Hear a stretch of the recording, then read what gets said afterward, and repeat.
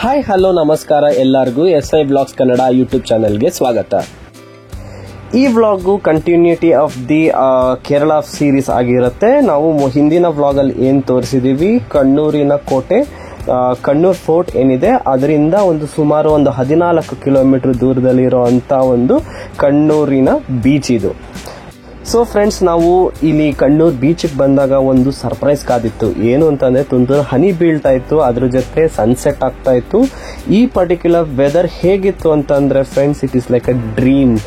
ಸಖತ್ತಾಗಿರುವಂಥ weather ಆಗಿತ್ತು ಇಲ್ಲಿ. ಮತ್ತು ಎಲ್ಲ ಜನಗಳು ಇಲ್ಲಿ ತುಂಬಾ ಎಂಜಾಯ್ ಮಾಡ್ತಿದ್ರು. ನೀವು ಅಲ್ಲಿ ನೋಡ್ತಾ ಇರ್ಬೋದು, ಒಂದು ಕ್ಯಾಮಲ್ ರೈಡ್ ಆಗಿರ್ಬೋದು, ಹಾರ್ಸ್ ರೈಡ್ ಎಲ್ಲ ಇದೆ. ನಿಮ್ಗೆ ಏನಾರು ಇಷ್ಟ ಇದ್ದರೆ ನೀವು ರೈಡ್ ತೊಗೋಬೋದು.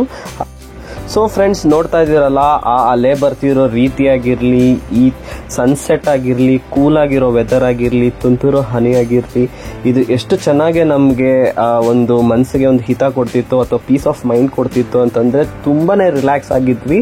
ಮತ್ತು ಜನನೂ ಅಷ್ಟೇ ತುಂಬ ಎಂಜಾಯ್ ಮಾಡ್ತಾ ಇದ್ರು ಇಲ್ಲಿ.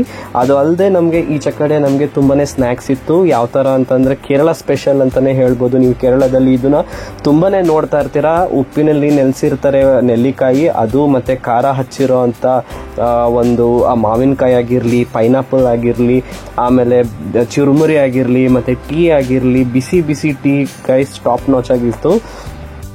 ಸೊ ಇಲ್ಲೇನು ನೋಡ್ತಾ ಇದ್ದೀರಾ ನೀವು, ಅದು ಒಂದು ಕಲ್ಲಿಂದು ಬ್ರಿಡ್ಜ್ ಆಗಿದೆ.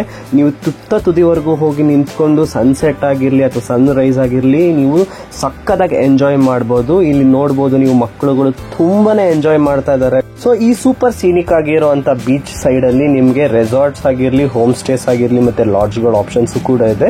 ನೀವೇನಾರ ಬಂದು ಇಲ್ಲಿ ಸ್ಟೇ ಮಾಡಿ ಈ ಬೀಚ್ನ ಎಂಜಾಯ್ ಮಾಡಬೇಕು ಅಂತಂದರೆ ನೀವು ಎಂಜಾಯ್ ಮಾಡ್ಬೋದು. ಸ್ಟಾರ್ಟಿಂಗ್ ರೇಟ್ 2500 ಇಂದ ಸ್ಟಾರ್ಟ್ ಆಗುತ್ತೆ.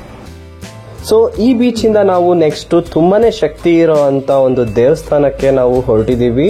ಅದು ಇಲ್ಲಿಂದ 25 ಕಿಲೋಮೀಟರ್ ದೂರ ಇದೆ. ಅದೇ ಮಡಾಯಿಕಾವೋ ಭಗವತಿ ಟೆಂಪಲ್ ಅಂತ. ಇಲ್ಲಿದ ವಿಶೇಷ ಏನು ಅಂತಂದರೆ, ಇತ್ತೀಚೆಗೆ ನಮ್ಮ ಚಾಲೆಂಜ್ ಸ್ಟಾರ್ ದರ್ಶನ್ ಅಥವಾ ಡಿ ಬಾಸ್ ಅಂತ ನಾವೇನು ಕರಿತೀವಿ, ಅವರು ಈ ಟೆಂಪಲ್ನ ವಿಸಿಟ್ ಮಾಡಿದ್ರು. ಇಲ್ಲಿದು ಪ್ರತೀತಿ ಏನು ಅಂತಂದರೆ, ಇದು ಐತಿಹಾಸಿಕ ಪ್ರತೀತಿ ಏನು ಅಂತಂದರೆ, ದಾರಿಕಾಸುರ ಅಂತ ಒಬ್ಬ ರಾಕ್ಷಸ ಇರ್ತಾನೆ.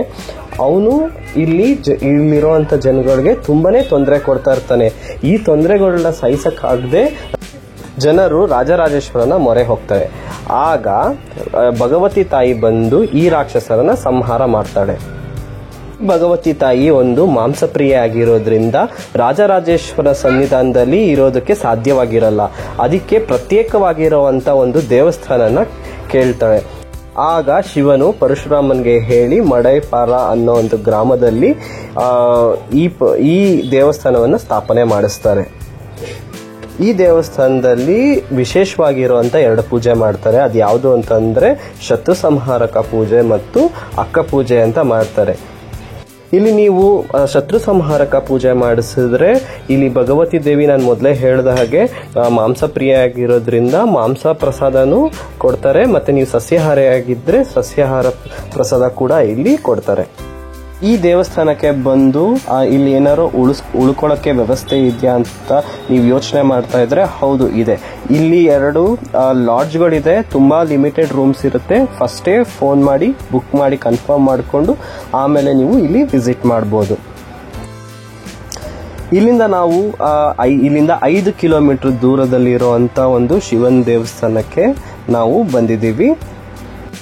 ನಾವು ಅಲ್ಲಿ ಮಡಾಯಿಕಾವೋ ಭಗವತಿ ಟೆಂಪಲಿಂದ ಈ ಶಿವನ ದೇವಸ್ಥಾನಕ್ಕೆ ಬಂದ್ವಿ. ಬಂದ ಮೇಲೆ ನಾವು ಇಲ್ಲಿ ಪೂಜೆಗೆ ಬರ್ಸೋದಕ್ಕೆ ಅಂತ ಹೋಗಿ ಮೃತ್ಯುಂಜಯ ಪೂಜೆ, ಹೋಮ ಅಥವಾ ಬೇರೆ ಅಲ್ಲಿ ಸದ್ಯದಕ್ಕೆ ಯಾವ್ದಾದ್ದು ಪೂಜೆ ಅವೈಲೇಬಲ್ ಇತ್ತೋ ಎಲ್ಲನೂ ನಾವು ಮಾಡಿಸಿದ್ವಿ. ಈ ದೇವಸ್ಥಾನದ ಪ್ರತೀತಿ ಏನು ಅಂತಂದರೆ, ನಾವು ಮೊದಲು ಮಡಾಯಿಕಾವೋ ಭಗವತಿ ಟೆಂಪಲ್ಗಿಂತ ಹೋಗೋಕ್ಕಿಂತ ಮುಂಚೆ ಈ ದೇವಸ್ಥಾನಕ್ಕೆ ಬರಬೇಕು. ಬಟ್ ಅಲ್ಲಿರೋಂಥ ಯಾವುದೇ ಮಾಂಸಾಹಾರ ಪ್ರಸಾದಗಳು ಈ ದೇವಸ್ಥಾನ ಒಳಗಡೆ ನಿಷಿದ್ಧವಾಗಿರುತ್ತೆ. ಸೊ ಇಲ್ಲಿ ನಮಗೆ ತುಂಬ ಇಷ್ಟ ಆಗಿರೋಂಥ ಒಂದು ನಿಯಮ ಏನು ಅಂತಂದರೆ, ನಿಮಗೆ ದೀಪ ಹಚ್ಚೋದಕ್ಕೆ ನಿಮಗೆ ಬಿಡ್ತಾರೆ ಇಲ್ಲಿ. ಅದಕ್ಕೆ ಟಿಕೆಟ್ಸ್ ತಗೋಬೇಕಾಗತ್ತೆ. ಸೊ ಹೋಗಿ ನೀವು ನಿಮಗೆ ಕೋರಿಕೆಗಳನ್ನ ಬೇಡಿಕೊಂಡು ಒಂದು ದೀಪ ಹಚ್ಚಿ ಬರ್ಬೋದು. ಈ ದೇವಸ್ಥಾನದಲ್ಲಿ ನಮಗೆ ಯಾವುದೇ ರೀತಿ ಮೊಬೈಲಲ್ಲಾಗಲಿ ವಿಡಿಯೋ ಶೂಟ್ ಮಾಡೋದಕ್ಕೆ ಯಾವುದೇ ರೀತಿ ಪರ್ಮಿಷನ್ ಕೊಡಲ್ಲ. ಇಲ್ಲಿ ಯಾವುದೇ ರೀತಿ ನೀವು ವಿಡಿಯೋ ಶೂಟ್ ಮಾಡ್ತಿದ್ರೆ ಅವರು ನಿಮ್ಗೆ ಕರೆದು ಹೇಳ್ತಾರೆ, ಇಲ್ಲಿ ಯಾವುದೇ ರೀತಿ ವಿಡಿಯೋಗಳಾಗ್ಲಿ ಫೋಟೋಗಳಾಗ್ಲಿ ತೆಗಿಬಾರ್ದು ಅಂತ ತುಂಬಾನೇ ಸ್ಟ್ರಿಕ್ಟ್ ರೂಲ್ಸ್ ಇದೆ. ಸೊ ಇಲ್ಲಿ ನಾವು ಎಲ್ಲ ಪೂಜೆಗಳೆಲ್ಲ ಮುಗಿಸ್ಕೊಂಡು ಪ್ರಸಾದಗಳೆಲ್ಲ ಸ್ವೀಕರಿಸಿ ನಾವು ಮುಂದೆ ಬರ್ತಾ ಇರೋದು ರಾಜರಾಜೇಶ್ವರ ಟೆಂಪಲ್ ಅನ್ನುವಂಥ ದೇವಸ್ಥಾನಕ್ಕೆ. ಇದು ಒಂದು ಶಿವನ ದೇವಸ್ಥಾನ. ತುಂಬಾ ಅಂದ್ರೆ ತುಂಬಾ ಶಕ್ತಿ ಉಳ್ಳಿರುವಂತ ಒಂದು ಕೇರಳದಲ್ಲಿ 108 ದೇವಸ್ಥಾನಗಳು ಏನಿದೆ ಶಿವಂದು, ಅದರಲ್ಲಿ ಪ್ರಮುಖವಾಗಿರುವಂತ ಒಂದು ದೇವಸ್ಥಾನ ಅಂತಾನೆ ಹೇಳ್ಬೋದು. ಈ ಕ್ಷೇತ್ರದಲ್ಲಿ ಏನು ಅಂತಂದ್ರೆ ರಾಜರಾಜೇಶ್ವರ ಅಂತಂದ್ರೆ ಶಿವನ್ ದೇವಸ್ಥಾನದಲ್ಲಿ ಬಹಳ ಶಕ್ತಿ ಇರುವಂತ ಒಂದು ಪುಣ್ಯಕ್ಷೇತ್ರ ಅಂತಾನೆ ಹೇಳ್ಬೋದು. ಇಲ್ಲಿ ಇನ್ನೊಂದು ವಿಶೇಷತೆ ಏನು ಅಂತಂದ್ರೆ ಬೆಳಿಗ್ಗೆ ಹೆಂಗಸರಿಗೆ ಪ್ರವೇಶ ಇರಲ್ಲ ಈ ದೇವಸ್ಥಾನದಲ್ಲಿ, ಬರೀ ಪುರುಷರು ಮಾತ್ರ ಪ್ರವೇಶ ಇರುತ್ತೆ. ರಾತ್ರಿ ಹೊತ್ತು 8 ಗಂಟೆ ಮೇಲ್ಗಡೆ ಇಲ್ಲಿ ಹೆಂಗಸರಿಗೆ ಪ್ರವೇಶ ಇರುತ್ತೆ. ಇಲ್ಲಿ ಇನ್ನೊಂದು ಪ್ರತೀತಿ ಏನು ಅಂತಂದ್ರೆ ನೀವು ಯಾವ್ದಾರ ವಿಚಾರವಾಗಿ ನೀವು ತುಂಬಾ ಭಕ್ತಿಯಿಂದ ಬೇಡ್ಕೊಂಡ್ರೆ ಅದು ನೆರವೇರುತ್ತೆ ಅನ್ನೋ ಒಂದು ಪ್ರತೀತಿ ಇದೆ ಇಲ್ಲಿ. ಸೊ ಫ್ರೆಂಡ್ಸ್, ಇದಾಗಿತ್ತು ನಮ್ದು ಕೇರಳ ಟ್ರಿಪ್. ಸೊ ಇಲ್ಲಿಗೆ ಈ ವಿಡಿಯೋ ಮುಗಿಸ್ತಾ ಇದ್ದೀವಿ. Thanks for watching. Lots of love. Please subscribe ಮಾಡಿ.